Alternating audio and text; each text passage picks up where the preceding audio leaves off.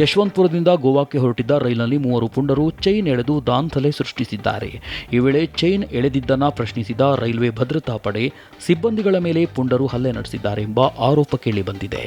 ರೈಲ್ನ chain ಎಳೆದು ಪುಂಡಾಟ ನಡೆಸಿ ಪ್ರಶ್ನಿಸಿದ್ದ RPF ಸಿಬ್ಬಂದಿಗಳ ಮೇಲೆ ಹಲ್ಲೆ ನಡೆಸಿದ 3 ಪುಂಡರನ್ನ ಆರ್ಪಿಎಫ್ ಸಿಬ್ಬಂದಿಗಳು ವಶಕ್ಕೆ ಪಡೆದಿದ್ದಾರೆ. In my world of cinema, all I had was a dream and where I wanted to be and the will to work hard for it, real hard. And who can understand this better than Rohan Corporation? After all, it has only taken them 30 years of hard work, passion and dedication to have built success. Rohan Corporation India Private Limited, signature of trust.